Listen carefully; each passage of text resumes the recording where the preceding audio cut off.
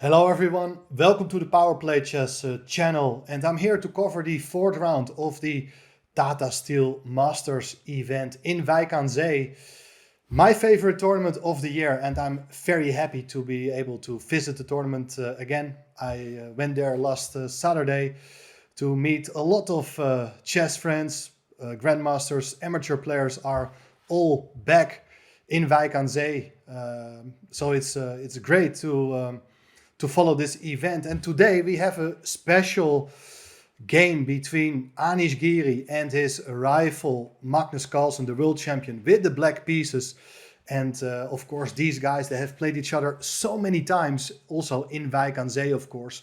And to my surprise, the only time Anish Giri managed to win a classical game against the world champion, that was back in 2011 in the same tournament, exactly on this day, 17th of January. And Magnus won 6 classical games against Anish. They played many other great games against each other. But of course, Magnus, the big favorite. But with the black pieces, you never know. So let's see what happened today in this game. It's 1d4, Anish with white, knight f6, c4, e6, knight f3, b6, Queen's Indian. It's a small surprise. After g3, bishop a6, in the first round of this event, Gukesh played here the move b3 against Ding Liren. And if you're interested in that opening, I can certainly recommend you to study that game, because Ding Liren won a masterpiece. But Anish decided to go for a fashionable line with Queen c2. Was especially popular at the beginning of this century. After bishop b7, white goes bishop g2. And black goes c5. And the reason why this was trendy back in the days is because of this pawn sacrifice, the move d5. After ed5, cd5, black has 2 possible ways of capturing the pawn. If you do take with the bishop, there's knight c3, and white is planning to play e4 and occupy the center, getting a fantastic development for the pawn. But knight takes d5 has been the established move here for black. And there's not something immediate white gets in return, but we do get a lead in development. White's gonna castle, bishop e7, rook d1, putting pressure on the knight, and the knight is still defended. But with the next move, knight c6, black gives up the protection of the knight for the moment, but the knight cannot be taken here by the rook because of knight b4, forking the queen and rook. Winning an exchange. So white has to play something else, and he played here the move queen f5, Anish. Very understandable move, attacking the knight. The knight goes back to f6, and here the move e4. So once again, we are able to get our pawn to e4. We do have a half open d-file. So for one pawn, we do have quite some pressure in the center. And well, this is all very well-known theory. The main line here continues with the move g6, kicking the queen away, and after queen f4, castling, white can play e5, but the knight is reasonably well placed on h5, can always drop back to g7. This is probably the most reliable option for black. But Magnus played here, interestingly, the move d6, trying to offer the exchange of queens. But here white plays e5, attacking the knight on f6, making use of the pin on the d-file. But anyway, queen d7 is a nice response, offering the exchange of queens. And white is for choice. White can, for instance, drop back with the queen to c2, maintaining the pressure along the d-file. Very interesting continuation. But also well known here is queen takes d7, going for the exchange of queens. And after knight takes d7, e takes d6, white has won its pawn back, and now he has a passed pawn, which is going to play a very important role in the subsequent phase. Black has to move the bishop, played here bishop f6, and now rook e1 check. Very important we insert this little check before continuing our development, because we would like to keep the black king in the center. King f8 was played here, and now knight c3. Interesting move, with ideas also of, for instance, coming with a knight to d5, intending to come to c7 or take on f6 at some point. And Magnus played here the move knight b4. And both players were already spending quite some time because apparently they didn't predict this particular opening and this position to appear on the board. But the interesting fact is that back in 2008 in the tournament of Biel in Switzerland, there was a game of Magnus with the white pieces against Yannick Pelletier. And in that game, Magnus played here the move bishop to g5. But if black knows its stuff, it's kind of playable here. For black, you go knight c2. And for instance, if you do take on f6 with the idea that after knight takes, you have rook e7 with quite some aggressive play. Bishop is hanging, knight can come in, and there's still a passed pawn while the rook on h8 is out of play. But here the correct continuation is bishop f3, bishop takes f3, hitting the rook. And if the rook goes to e8, we force the exchange of pieces and the king comes back to the center. And after bishop c6, the king will function as a blockader of the d pawn. Still pretty interesting position, but I think black is quite okay here.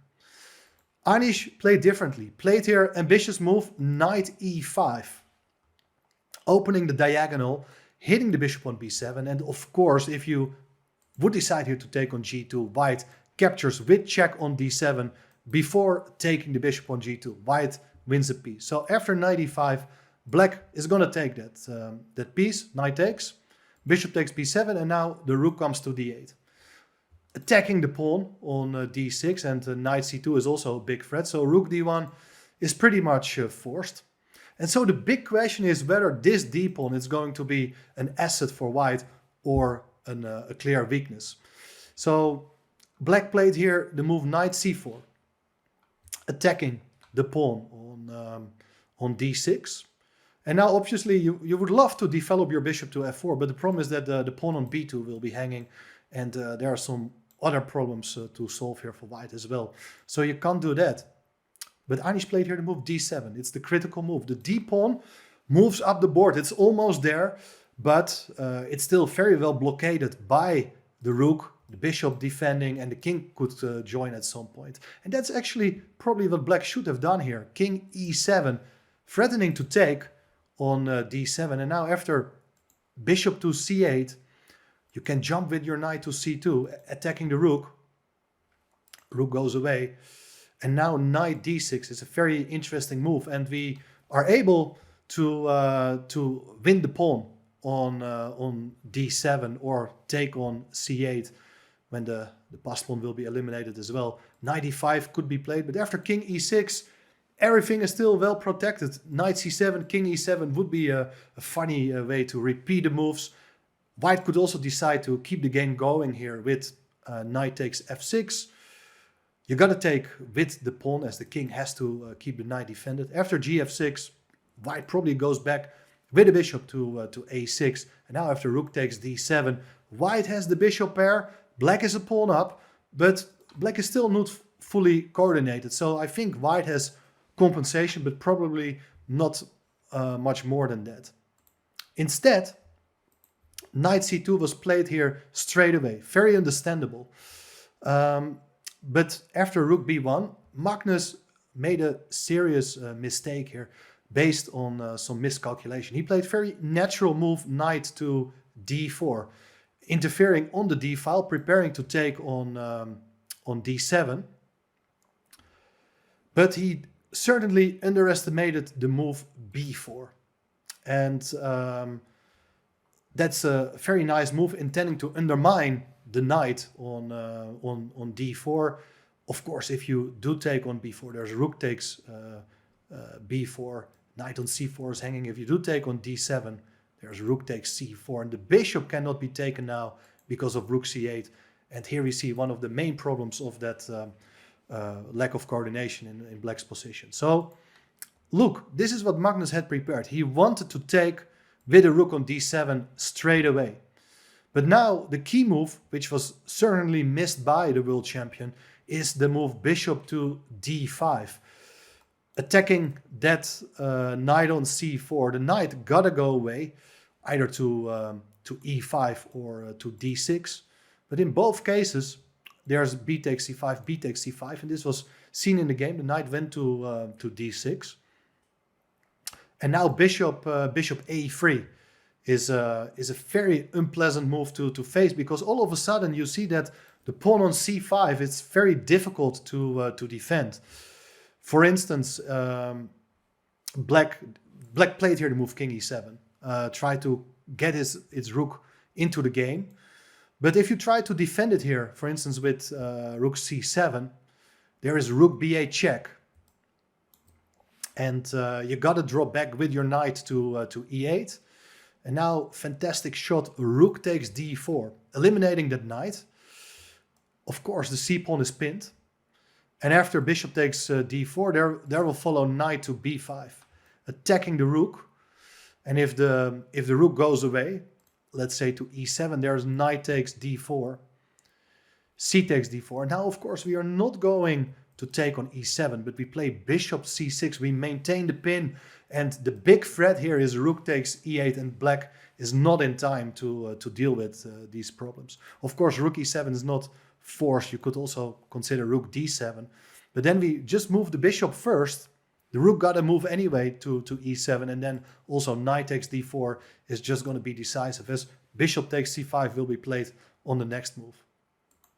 So there's no chance to protect that pawn on c5 with rook c7. Knight e6, stepping back with a knight is another possibility, but black is not in time to consolidate. There will follow bishop takes e6, f takes e6, rook b8 check. And this time you're unable to interfere with the knight on e8 because of the rook on d7 is unprotected.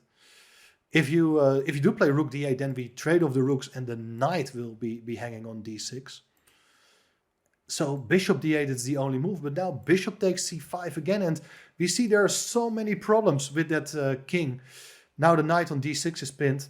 If you go king e7, we have knight e4, and black is unable to support the knight on d6 one more time with bishop c7, as that would drop the rook on h8. For that reason, Magnus played here the move king e7. And now Anish was not entirely happy with the move he played in the game. After bishop takes c5, black still had his remarkable move knight e6, trying to defend here by attacking the bishop on c5 as well as the knight on c3. So in hindsight, it would probably have been more clever to start here with the move rook to e1. And after knight e6, this time there could also follow knight a4. Instead of capturing with the bishop on c5, knight takes c5 is also a fantastic move. The bishop operates from distance, the knight on c3 is no longer hanging, and once you take on c5, you're attacking the rook and you increase the pressure against that pinned knight on e6. Wise bishops are incredibly powerful. Anyway, bishop takes c5 on the board, knight e6, and now there are various ways to play here. And according to the engines, Anish's move was not the best, but probably it's a very human decision to play here the move bishop b4, because after all, both the bishop on c5 and the knight on c3 were hanging. Let's have a look. Magnus completely lost control here. He should have eliminated that knight on c3, because the knight will eventually become a very important attacker. After bishop takes c3, black's position is really depressive. Like, you're fighting in an open position against these two bishops. Your knights are kind of stuck in the center. But after the move knight f5, surprisingly, there is not an immediate kill for white. Like, for instance, if you ever give a check on b4, the king can escape to f6. Black will try to get its rook into the game. So probably white is supposed to drop back with the bishop and then offer a number of rooks. White is winning technically here because there are still a pawns on the board, and likely, even if rooks are getting exchanged, play on two sides definitely favors the two bishops. So that's the reason Magnus didn't go for it, but probably it's the most stubborn defensive attempt. Instead, uh, he played here the move a5, trying to get rid of that bishop on the diagonal towards the king. And of course, you cannot just move the bishop somewhere because that would drop the knight on c3. So for that reason, the pawn is taken, but it's a pawn and white still retains a massive initiative. Rook c8 on the board. And now knight a4, threatening knight to b6. And, well, it's actually really bad here from Magnus. If you play rook a7, nice move here is bishop to b4, with the point being that, well, black can take on a4, but there's bishop takes d6. Now after king takes d6, we have bishop to b7 with a discovered check. And after king c7, there is rook dc1. The other rook keeps the bishop defended, and if this king moves, then we will take on c8, winning the exchange while the attack is still ongoing. So there's no chance to play rook a7 here. Rook a8 also not possible. White's minor pieces, they're dominating the entire board. So knight c4 played here by Magnus, tries to untangle, look for way to generate some activity. But now rook bc1, there is the next pin. We see pins all over the place on several ranks, on diagonals. This time it's on the open file. Knight takes a5, runs into rook takes c8. So we are ready now to take on c4. Bishop e5 played with the idea that you can take on c4, but there will follow rook takes d1, rook takes d1, and black captures on c4 with still chances to hold here. But bishop b4, that's the key move. King goes to f6. That was the main point of moving the bishop away from that square. But now we have knight to c5, another great move, hitting the rook on d7. Now the knight on c4 is vulnerable as well. Knight takes c5 only move, but there is rook takes c4, and we have another pin. This time the knight on c5 is it's hanging, and well, the question is how to defend. You could play bishop to d6, but now I really enjoy this move, bishop f3. We are dropping back with the bishop, opening the d file. Another pin, bishop takes c5 is a huge threat because the rook on d7 is unprotected. We are threatening to win a piece in that way. If you play king e7, there is bishop to g4 with also a gain of material. You win the exchange probably. So in the game, instead of bishop d6, rook dc7 was played, and now only one more move, as bishop a5 was the final move of the game, trying to force the rook to leave the c-file, to give up the protection of the knight on c5. If the rook moves, now we put our bishop on b6, with the idea, of course, to attack the knight and prevent the rook from coming back to c7. This time, if you go bishop d6, the simplest move here would be rook d to c1, increasing the pressure that knight on c5 is hanging. If you play bishop f8 with the idea to attack the bishop, we just drop back first with the bishop to f3, while the pressure along the open file remains. It was time to resign after bishop a5. Anish, massive victory, winning for the second time in his career against the world champion Magnus Carlsen on the exact date, the 17th of January. 12 years later, he grabs the lead in the Tata Steel Masters tournament. After 4 rounds, he is on 3 points, together with the Uzbek Grandmaster Nodibek Abdusatorov. They are both on 3 out of 4, and they are trailed by half a point by Fabiano Caruana and Praggnanandhaa.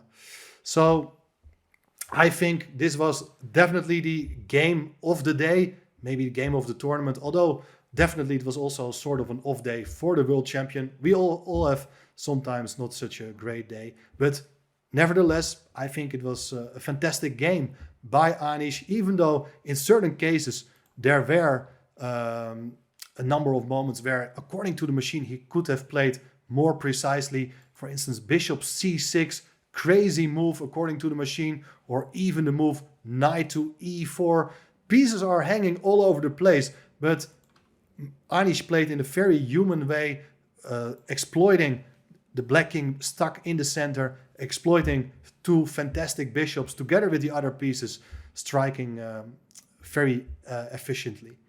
Hope you enjoyed this game. Thanks for watching, and we will definitely see each other very soon again. The tournament tomorrow has a rest day, and play will resume in the Johan Cruyff Arena, the football stadium of my favorite football team. So I'll hope to see you there, and otherwise I will see you back on the PowerPlayChess channel. See you soon. Bye bye.